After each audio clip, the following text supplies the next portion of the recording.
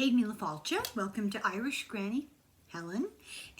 And this is our Saturday book, part 11. I don't have enough fingers. Part 11. Just so that you can identify it in the queue of videos. We are doing Marilyn, the real Marilyn Monroe by Larry Jordan, debunking the myths and revealing the intimate new details of her life and death. And you know, I'm working ahead, and all I can tell you is you stay tuned, because this story just gets crazier and crazier and crazier. It's unbelievable. So we left off last time where John Kennedy, and we're going to be careful about names here, but he was the president, and he was having adverse reaction to medication from Dr. Feelgood, who was very popular with innumerable people that I read the list to you of people that were in Hollywood, etc., who consulted with the good doctor. So let us continue moving forward. We are in let me backtrack here. 62.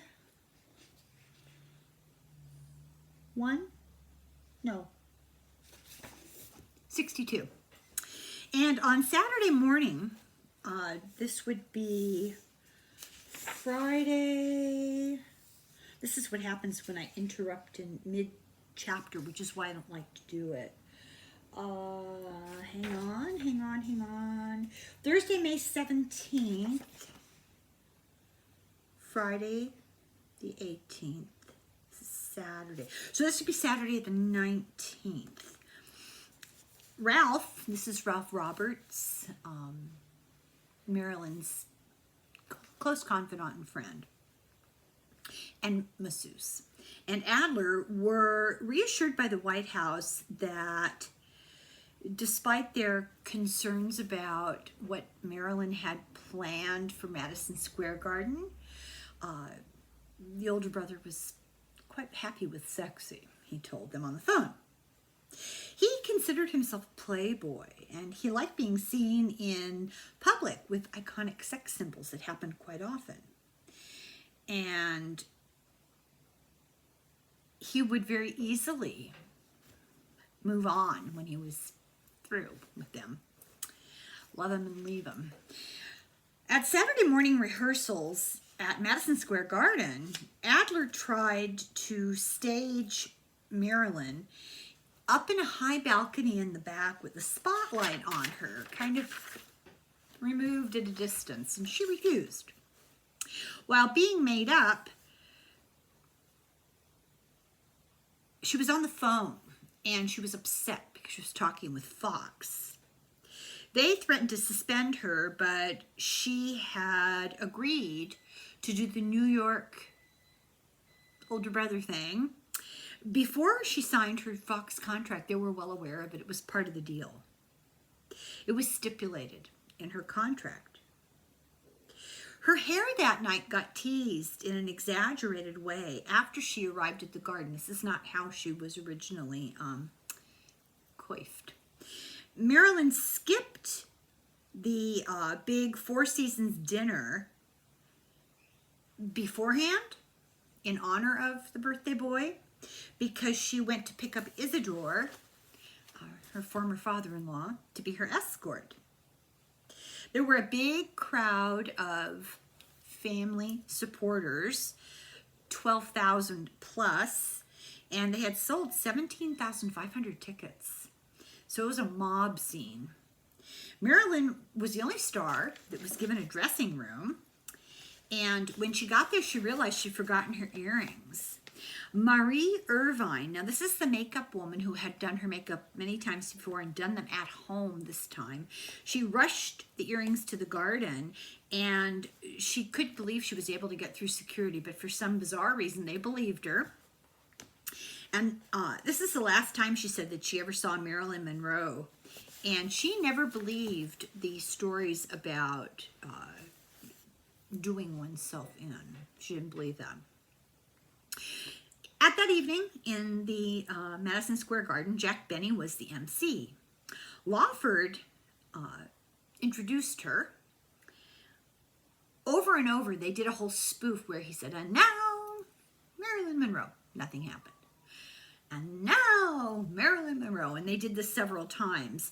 And then finally, for real, the spotlight, boom, came on. And it was an empty stage. And twice he announced it to an empty stage. And then, ladies and gentlemen, the late Marilyn Monroe. And the author says this was very eerie foreshadowing. I would agree. It's very strange. The Village Voice did a review.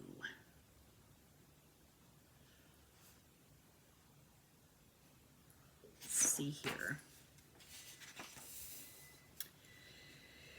They describe Marilyn as the choicest delicacy our repressed civilization can officially provide the royal palate. That's something. It was a very hot evening. You know, even though it was nighttime, it was extremely hot. And it was described that all that held her up was the skin-tight dress and her courage. Remember, this dress was cut and sewn on her body. When she took off her ermine wrap, so she's wearing this big white fancy wrap, there was an audible gasp and wolf whistles, and under the lights, there was an optical illusion. It seemed like the dress disappeared and she was just covered in strategically located rhinestones. Susan Strasberg said, this is a quote, she glittered more when she was simply dressed. Marilyn told Susan that each time she caricatured herself, she chipped a piece out of her own dream. She hated the portrayal of Marilyn, the persona she took on. Adler Stevenson said she was wearing skin and beads. I didn't see the beads. Marilyn's delivery, according to Dorothy Kilgallen, was like making love to the president in the direct view of 40 million Americans. She was hustled off the stage, and this was the AG's idea, and I remember I'm coding a lot of this because of prevailing attitudes, so we all know who the AG was. It's not initials of his name, it's position. But he had her hustled off before she could give the birthday boy the peck on the cheek that they had both expected. It was kind of assumed that this was what would happen. And he kept appearing to look for her. He came up on the stage and he kept like, wait a minute, where's my sugar? To try to find her. It was very awkward and it kind of was a revealing moment.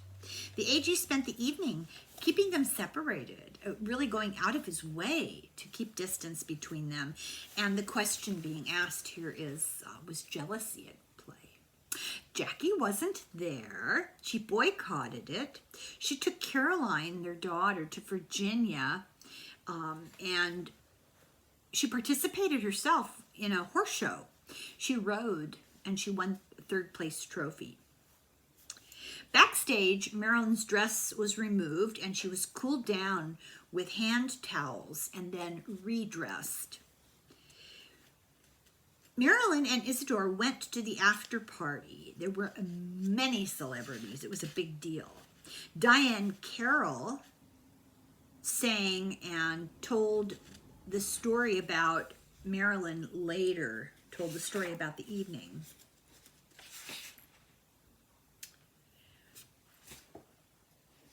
It was her beauty I remember most, she said. She recalled the night Marilyn came to hear her sing at the Macombo in Los Angeles. Quote, I was pregnant with my daughter, Suzanne. Marilyn, so sad and so beautiful, came backstage to say hello.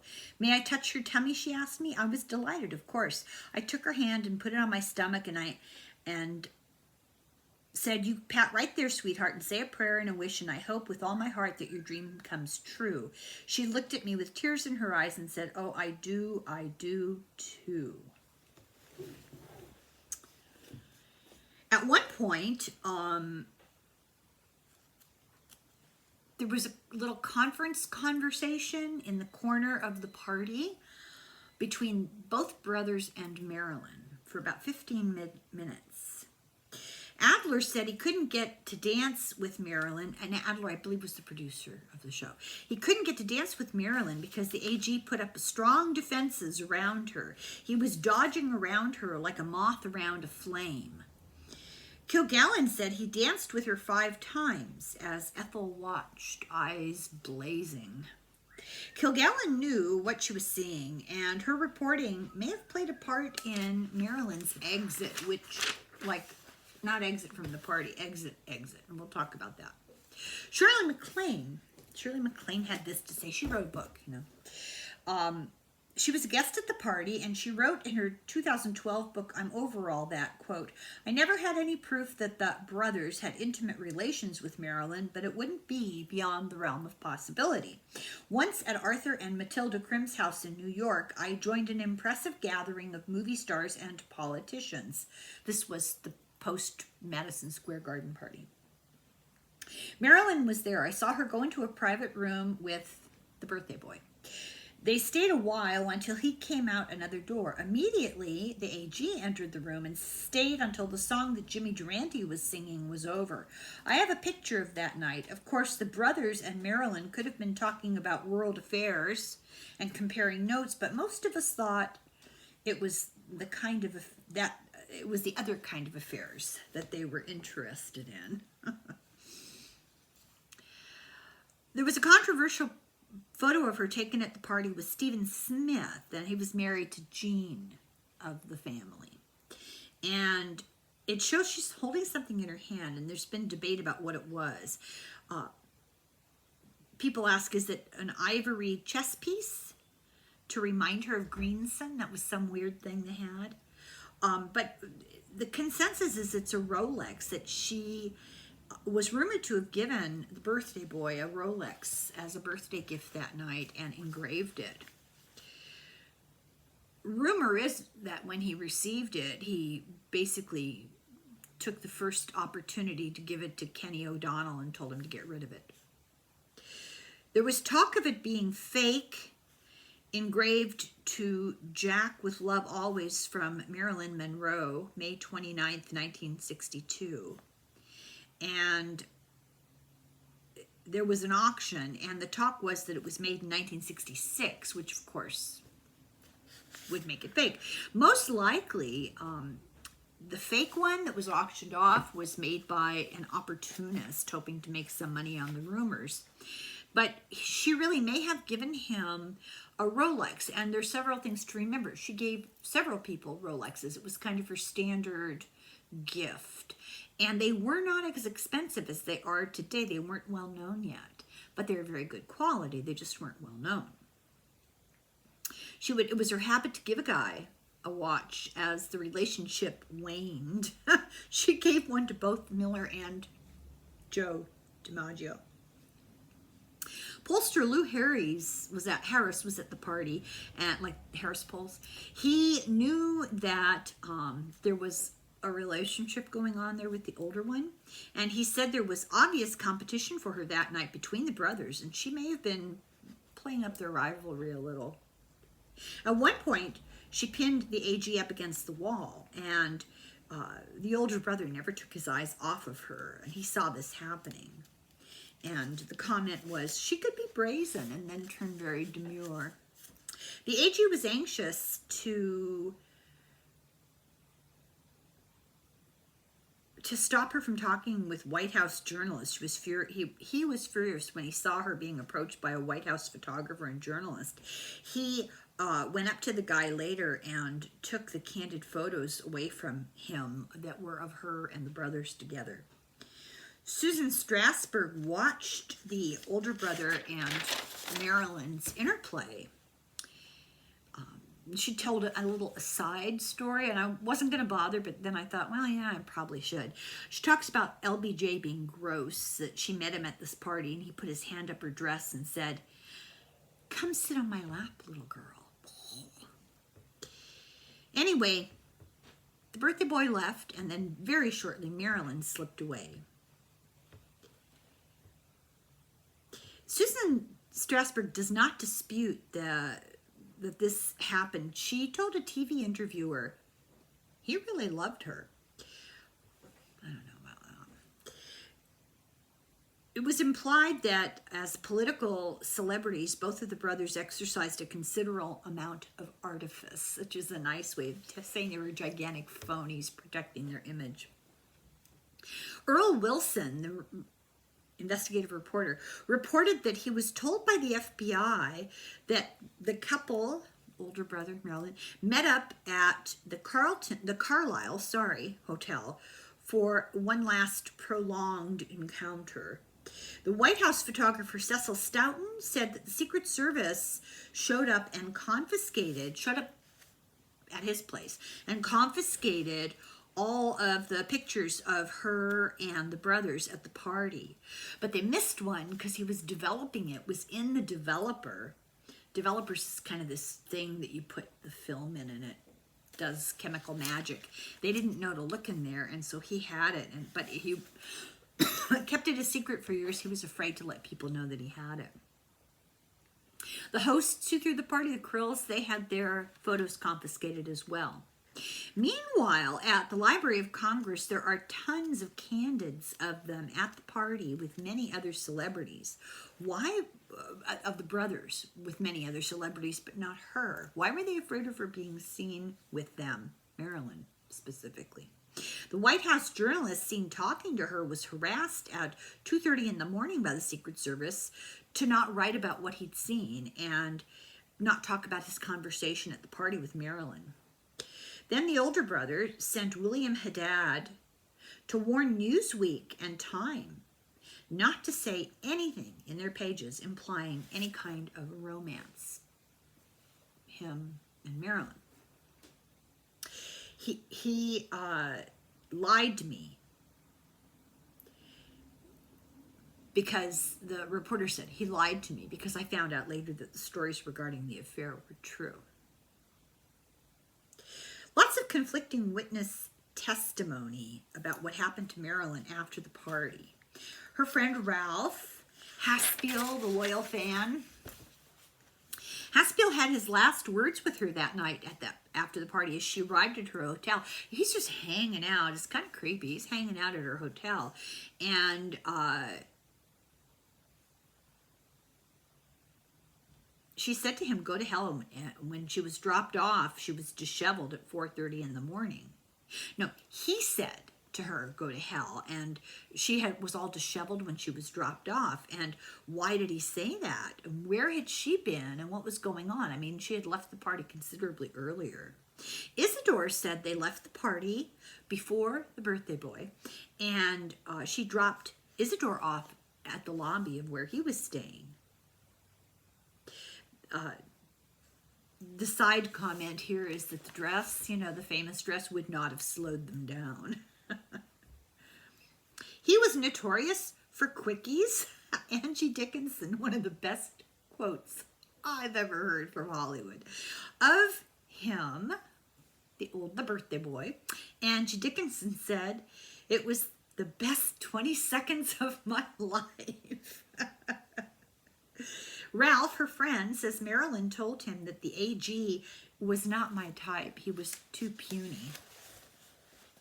But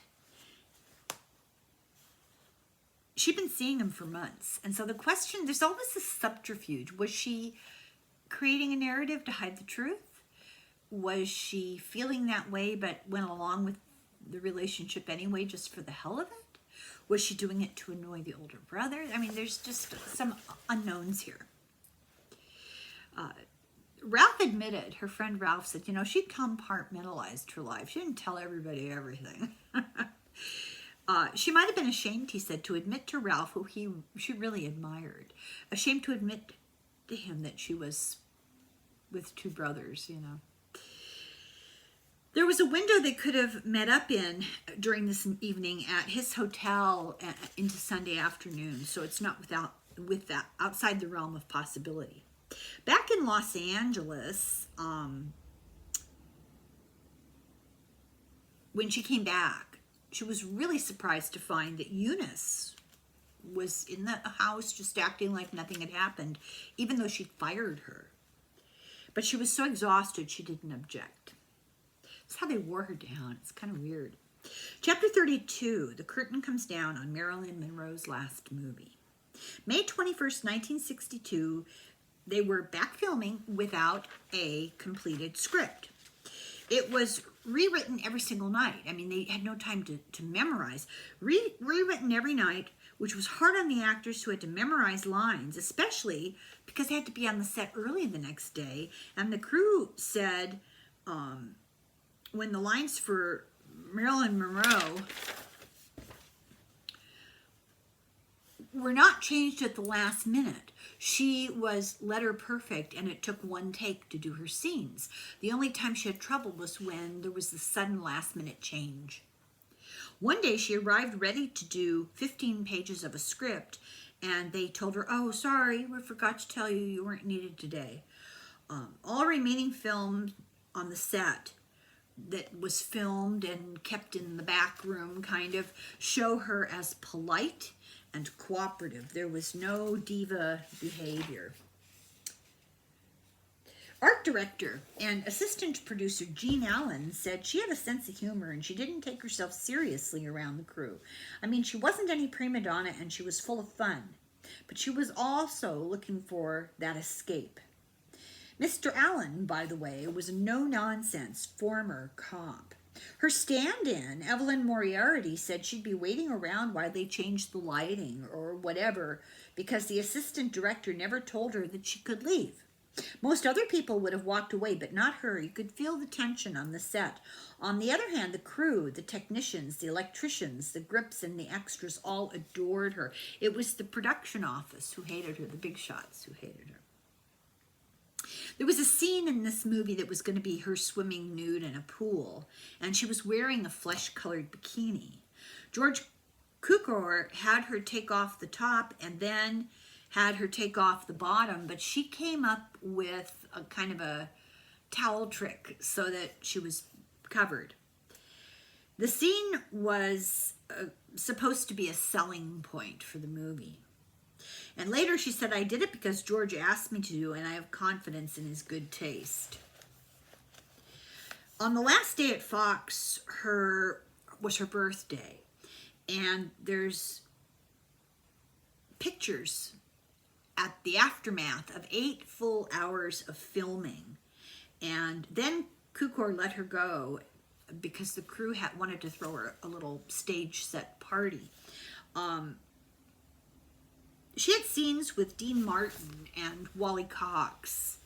I don't know if people remember Wally Cox. I'm old enough. One of the earliest TV shows was a show called Mr. Peepers, and he was Mr. Peepers. And I was very young, so I don't really remember the premise, except he was kind of this mild-mannered guy with big glasses. And actually, that wasn't what he was like in real life. I guess he was really buff and very dry-witted, and she really loved him. They got along great.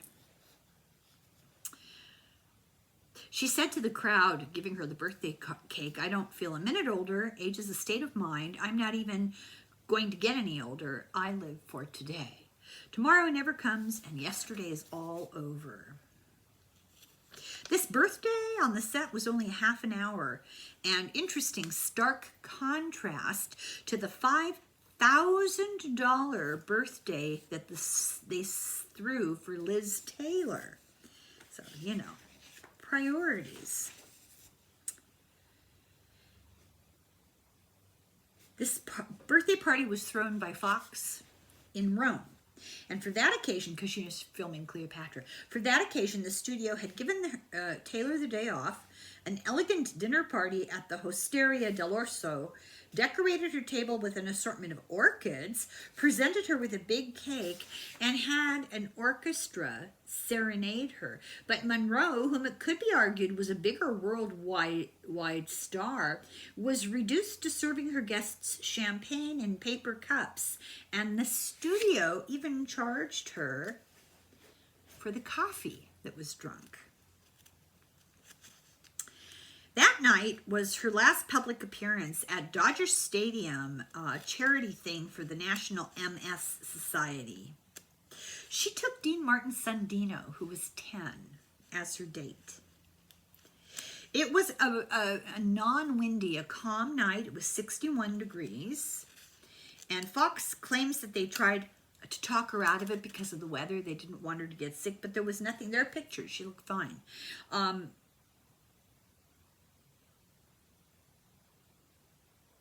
One snide reporter said she didn't know home plate. No wonder Joe DiMaggio left her.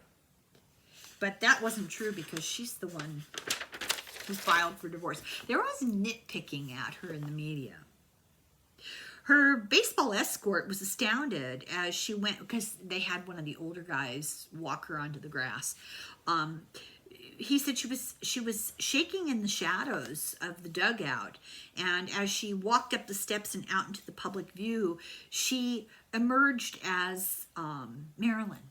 She just completely changed. He considered his meeting with her a mystical experience. He felt like they had a telepathic communication. He's not the only one who said that. A lot of people mention in this book that she seemed prescient. They knew what each other was thinking. She would say things that uncannily happened. It was weird. According to a limo receipt from that night, she was out celebrating until 12:30. So that Saturday night, she suffered the signs of having too much Dexamyl. Now, Dexamyl was a medication that the doctor had prescribed for her, and she seemed depressed and was crying. Greenson set up this really pathological situation where his son and his daughter became her buddies at his behest. So he told them, because they called and said she's pretty upset about something, he told them, call Wexler, who was just a therapist, not a doctor. And the doctor came, not a psychiatrist doctor. And he came over and they had her checked out, and they found out she had an ear infection, an inner ear infection from the water in the pool. That's why she was in pain. So they got meds for her ear and something to calm her down a little bit, and she slept. Pat Newcomb, now this is her publicist woman who is becoming more problematic. Pat Newcomb came over with medications on Saturday, and she ended up sitting on Marilyn Monroe's bed while she slept for 2 days. And the question is, what are they giving her? Why is she so sedated? How is she sedated and why? Her handyman, Norman Jeffries, now this is the son-in-law of Eunice, he said that Marilyn seemed to be a prisoner in her own bedroom. He found this, he was kind of observing all of this from a bit of a distance. He wasn't directly involved in any of this. He did handyman gardening stuff, and he thought it was really unusual how she was being treated by Greenson and Eunice and all these other people. And Newcomb, was Newcomb dosing her? She had been described as a pill pusher, thus she was kind of known in circles as a pill pusher. It might explain the strange combination of drugs that got sent to Marilyn's house. Like, how many of these pills were really for Marilyn and how many were people intercepting?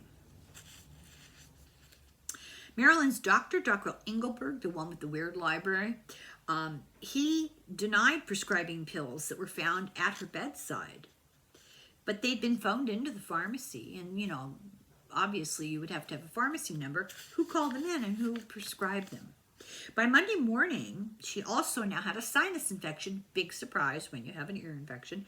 And she called in sick, and the studio told Rudin that Fox was ready to sue her for breach of contract. So Rudin called Greenson and said, you know, tell her she has to go back to work. Zanuck was still a major stockholder. He might not have been in charge, but he was a major stockholder. And he was very worried about Fox's mismanagement. And he was afraid it would negatively affect this independent film that he had started making already in Europe. He thought to fire Marilyn Monroe would be a disastrous mistake, and that Levathis, this is the new boss, was not the right person to manage the studio. He had no idea anything about the movie industry.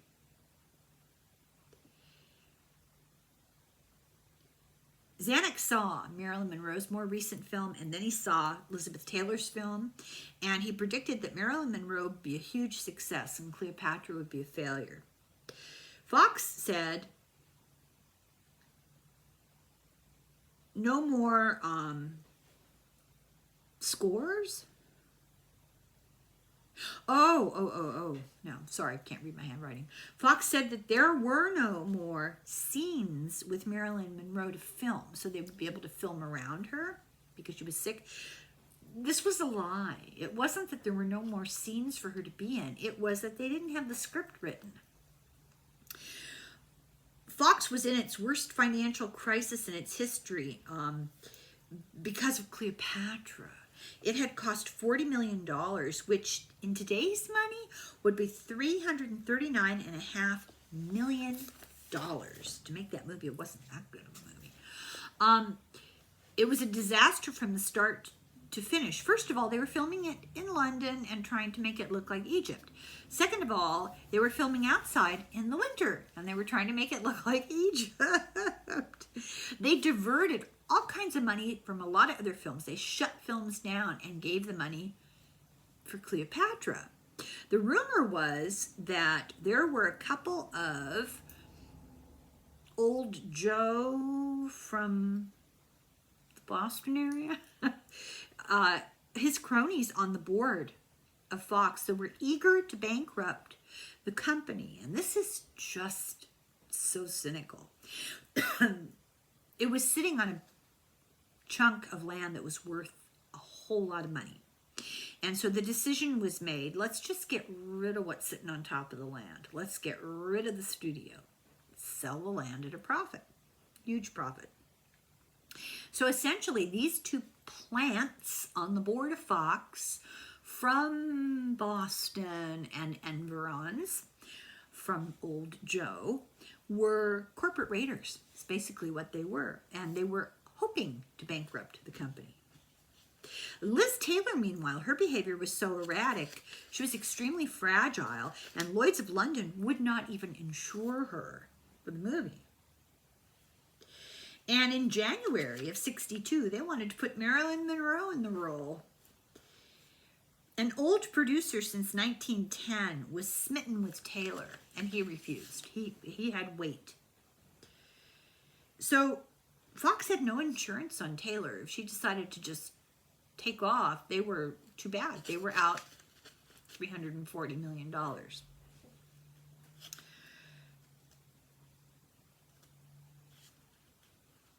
The author suspected that Lloyd saw the Avedon photos that Marilyn made looking like Theda Bara and Cleopatra in 1917. And the Theda Bara was from 1917, not the pictures. And they realized, whoa, she could pull it off. And Liz is just... So it was a benighted project. It was disarray. It was terrible. Meanwhile, though, the board voted to sell the Fox land because it was so valuable for development. Lloyd's of London thought that Marilyn Monroe was a much safer risk in the role and certainly far more reliable than Taylor. Taylor was addicted to drugs and alcohol together. So while Marilyn Monroe filmed, you could hear bulldozers in the background tearing down 2/3 of the studio. Many historic sets were destroyed. Lavatha's attorneys went to Rome to fire Taylor. They realized that they weren't going to be able to do this without years of litigation. She'd inherited the rights to Mike Todd's AO widescreen, a process that was being used with the cinescope on the film. And so they couldn't separate her from that ownership, and therefore they couldn't get rid of her. So meanwhile, the budget for Marilyn Monroe's film was only $2.1 million, just a fraction of Cleopatra. The rumor was that Fox had they budgeted that, but they really only spent $500,000 on this movie. The board voted to give 15 more weeks to the filming of Cleopatra, to fire Marilyn Monroe, and to scapegoat her for their mismanagement. And anybody who had any kind of integrity and who was aware of what was going on said Fox was spineless and Marilyn was used as a pawn, and they were all falling victim to corporate raiders. So a smear campaign against her was well underway. They made her the scapegoat. She dismissed the lies, but you know, how do you prove a negative, right? She told a reporter that she had a virus and was not out clubbing, which is what Fox tried to make it sound like. She had gone to a charity ball game and come down with an ear infection and a sinus infection because of spending all that time in the pool filming all day. On the same page as this article about her, there was a story about Lee Harvey Oswald, which is kind of creepy. Here's this young guy, and he's going to Russia, and he could be happy living, could not be happy living under capitalism. So this interview of why would an American move to the USSR just happened to be Lee Harvey Oswald, right next to the article about Marilyn Monroe. Strange juxtaposition of stories. Chapter 33, Marilyn is hurt in more ways than one. Greenson returned Wednesday, June the 6th, and went straight to Marilyn Monroe and asked Rudin, listen, behind her back, tell Fox I'm back. The next day, Dr. Greenson and Rudin met with the Fox executives, Feldman and Gould. So they're like plotting against their own client. Greenson is the least ethical doctor I think I've ever heard of. He apologized for being gone during the filming because he was going to control her, you know.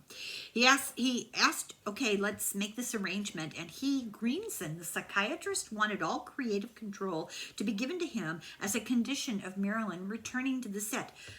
She didn't know about it at the time. When she found out later, she was furious to hear that he was doing this behind her back.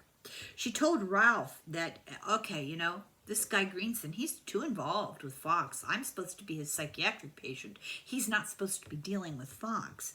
And interestingly enough, Rudin, this is the lawyer, I think, he was married to Greenson's twin sister. Marilyn saw that they were working against her, and Greenson bragged to the studio chiefs, while I don't want to present myself as a Svengali, I can convince Marilyn to do anything I want her to do. He demanded of Fox that he be allowed to choose a new director and a cameraman, decide what scenes Marilyn would appear in, and what takes would be used. He was so nakedly pompous about his ability to control his patient. The stunned studio men looked at each other in disbelief at what they were hearing and concluded, this guy's nuts. They were right. Realizing that he was overstepping his bounds, his brother-in-law, Mickey Rudin, pulled him out of the room for some private words. The meeting was pointless, actually. They didn't know this, but the board had already told the Fox legal department to fire Marilyn and to sue her for $1 million. The public relations, because of, breaking a contract, the public relations department then began a ruthless smear campaign. The next day, Marilyn was taken by Dr. Greenson to a plastic surgeon because of facial injuries. So here's one of a couple of different stories about her having mysterious injuries. So I won't tell you what I wrote in the margin. Let's just say I was puzzled. This is the story. Okay, this is what Greenson told people. Marilyn fell out of bed at fell out of bed. She got out of bed at 2 a.m. and slipped in the shower. And she was told there was no fracture. But actually, somebody got their hands on the x-ray recently, and she did have a hairline fracture in her nose. So she went to the plastic surgeon. Can you imagine? Marilyn Monroe, the face, The suspicion was, it was obvious to me, this is the doctor. It was obvious to me that Miss Monroe was under the influence of drugs. Her voice was thick and slurred.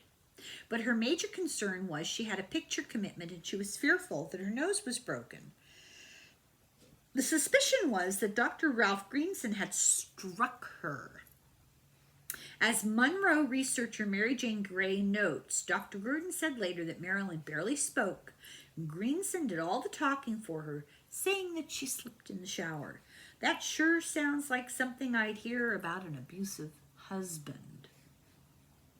Further, at no time did Greenson even bother to mention Monroe's facial injuries to anyone at Fox, which would have convinced the studio she needed a week or two off. He was mad at her for interrupting his vacation and embarrassing him at Fox. The author and many other people say it's quite highly likely that he assaulted her and kept her under heavy sedation until the bruises healed. He refused visitors. Her friends came and he wouldn't let them in, and he wouldn't let anyone talk to her on the phone. He kept a lot of people from her. In court, he sent a couple of weeks later to 2 other doctors, described Marilyn as being gravely ill, schizophrenic, and an uncontrollable abuser of dangerous drugs, which were the drugs, by the way, that he was prescribing to her. He complained about her bitterly. He complained of his missing a chance to discuss the film about his life that he was working on. God, narcissist anybody? And there was a party in his honor, and he had to be dragged away. And then he had an appointment with a publisher for a book about himself, all because of Marilyn Monroe so thoughtlessly slipping in the shower. So he blamed her, and she actually seemed relieved to not be making the movie. So this whole thing, this is his story. So this whole thing is totally false. She went on a crusade to make this movie happen, as you'll see, you saw before and you'll see again. He kept calling her this schizophrenic. I mean, oh my God. Meanwhile, the Attorney General was in bad form. He and his brother were fighting U.S. businesses, banking and money people, trying to intimidate business leaders and not having the success he was hoping for. He got an okay from his brother to intimidate anyone who tried to tarnish his brother's image. June 9th, 1962, Marilyn had delivered to her house from the pharmacy ice bags and a sleep shade.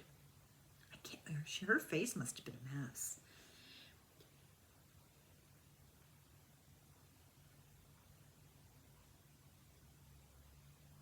Okay, so she told Ralph that she'd heard that Cooker was trying to get her fired, so she knew what was up.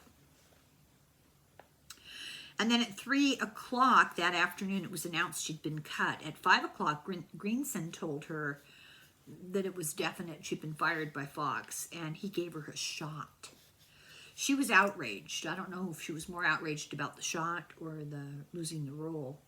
Whitey, her friend, came over after Greenson left. They avoided each other. He went to see her and reflected she had never been fired before, so she was devastated. She could not understand it. She made calls to New York City, to her attorney Frosch, and to the Strasburgs. Harry Brand, the Fox publicity guy, had always hated her and had said terrible, ugly, dirty things about her. He falsely claimed she was fired for failure to report for work since April 16th. And I mean, there's video proof that this is not true. He lied about the amount of money that Fox was supposed to pay her production company. He claimed that they paid her $100,000 a week, and that's not true at all. She got $100,000 total for the whole movie. He told Luella Parsons that she was high, Marilyn was high, didn't know where she was sleeping all day, partying all night. He said her illness was unspecified, and this is not true. The studio doctor came in and diagnosed her with an ear infection and sinusitis. A number of people lauded in the press, said they had actually never said the things that he said they said about her. So there was just this misinformation campaign that was going on, I guess is the point. And then Levathis, the new head of the studio, said Miss Monroe is not just being temperamental, she is mentally ill, perhaps seriously. Later, he said, I never said that, nor did I feel that way. You know, it's on record. In Vogue magazine, Fox did a full-page ad. This is terrible. It said, thank you, Miss Monroe, for the loss of our livelihood. Signed, the crew of Something's Got to Give. The crew denied doing it. They loved her. Nobody on the crew did this. And it was just done by Fox to humiliate her. In fact, when she was fired, she sent 104 telegrams to all of the crew. Each member of the crew got a personal telegram apologizing and regretting that the studio was stopping the film. She called the Attorney General for support. And, you know, the question of the author is, what was this guy really up to? Fox announced that Lee Remick would take the role that Marilyn had just been fired from. This was really a cruel low blow because Remick had an affair with the AG. Who didn't? Everybody was stooping everybody. It's unbelievable. Under a headline reading Lee Remick has no compassion for cast-off Marilyn Monroe, a guy from UPI quoted Remick as saying, quote, I haven't been apprised of the fact officially, but I'm thrilled to death about the possibility of playing the role. Since then, in a burst of candor, she added, I feel Marilyn should have been replaced. I don't believe actors should be allowed to get away with that kind of behavior. The movie business is crumbling down around our ears, partly because of that kind of behavior. Other people get fired from their jobs for behaving the way she did. She said Miss Monroe refused to voice opinion on her replacement, so Marilyn took the high road once again. She was not vengeful. Years later, Remick said, I never said any of those things. I certainly wasn't interested in the role. Marilyn and I were as different as two actresses could be. She denied having any part. These were words put in her mouth. Cooker told Hedda Hopper that Marilyn's completed scenes were unusable, that she acted like she was underwater. But the guy who every day processed the daily rushes completely disagreed. He said Marilyn had never been better in her acting. She'd never looked better. She'd never displayed more perfect timing. But the real diva here was Cooker, and he loathed Marilyn. He called her spoiled, pampered, a superstar. Meanwhile, because that's not how she was. Meanwhile, he was living lavishly, a sybaritic life. He took tons of amphetamines for weight loss and had drug-induced tantrums. It took over 20 years for the unfinished footage of this movie to be seen and prove that everybody was lying about her, that she was wonderful. Meanwhile, the public was told she couldn't act. On the film, she was radiant, she looked healthy, mentally with it, acute, and the crew said that she handled the unusual stress on the set with aplomb. Weinstein later admitted that her dismissal was linked to the studio's severe financial problems and the inexperience of Levathis. It had nothing to do with Marilyn at all, and there was no lack of professionalism on her part. The bad quotes about her were not from him. He says, they released those in my name. I never said this. He said, I quit Fox in protest in June of that year. Billy Wilder defended Marilyn. He called her talented and a huge box office star. Otto Preminger, not usually the nicest kind of guy, also defended her. And in Monday, the 11th of June, 1962, a telegram arrived for her. Dear Miss Marilyn Monroe, in light of suspension threat by 20th Century Fox, we offer you more than double your losses from each suspension to pay the fabulous Flamingo Las Vegas and the Beauville Hotel Miami Beach. Please advise us at your earliest convenience. Best regards, the president of the fabulous Flamingo Hotel. That's the official name. I don't know. I've never been there. So, in anticipation of Marilyn Monroe's possible availability to entertain in its top-of-the-line showrooms, the prestigious, fabulous Flamingo was anxious to get the jump on everybody else in obtaining Marilyn's services. Then there's this huge list of really famous people who performed there. Okay. She could have sued Fox, this says. And there's an enumeration of why. They lied about the number of days she worked. They claimed there were no more scenes for her, but the truth was there was no script ready yet. She had a legitimate illness, and the Screen Actors Guild gave her an excused absence. Her 55 contract, 1955, allowed days off for cycle pain because of her endometriosis. She'd been promised a start of 10 o'clock when the movie filming started. The contract said she had to be on set at 10 a.m. But as soon as they started filming, they said, oh, whoops, 7:30 in the morning. And she wasn't really a 7:30 in the morning kind of person. They wouldn't let her film in the afternoon. They had to start early. They let Elizabeth Taylor start at noon. There was a double standard. Taylor was missing for 99 days out of 101, the filming of Cleopatra.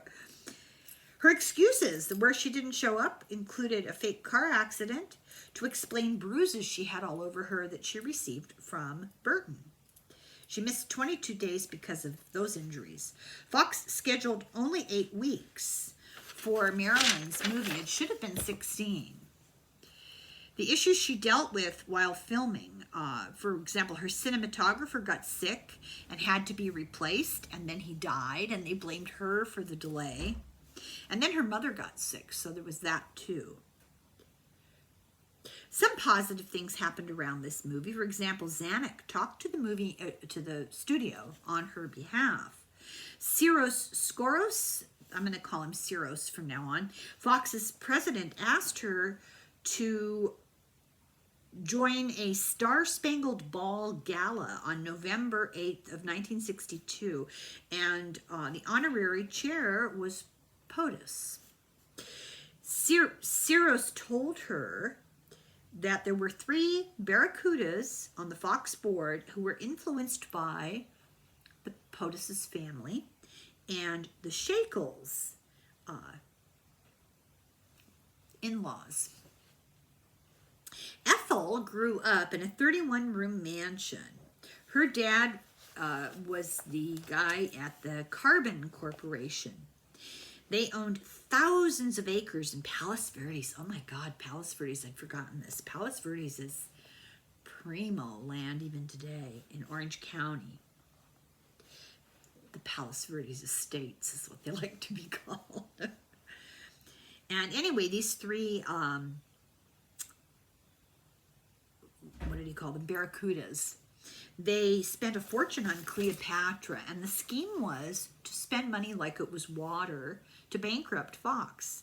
They squandered $43 million that Fox got for 267 acres that they sold, the land they owned in LA, which later became Century City. And there are oil derricks there. People don't even know. There's slant drilling, which is underground drilling, and it goes into Beverly Hills Street past Rodeo Drive. They're drilling for oil under Rodeo Drive. Fox sold land to Alcoa Aluminum Company, which was affiliated with Ethel's family's carbon company.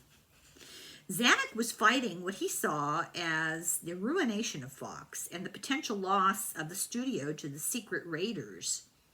And would the AG and Ethel end up owning part of the studio? That's an interesting question. Spiros years before, there's a history here, he had objected strenuously to old Joe's involvement in another film company. And when he objected, the board got rid of old Joe. Long memory. The question being asked here is, was the AG behind Marilyn's firing and smear campaign? Was the decision to get rid of her made in New York, or was it made in D.C.? Was he discrediting her to get rid of the threat that she might be to his family because of his older brother's image? Did he pretend to her while he was using her?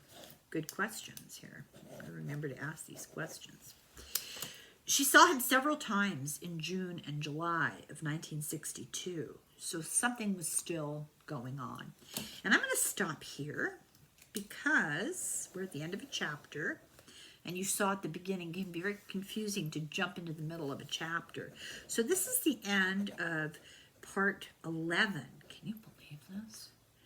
And next will be starting video number 12.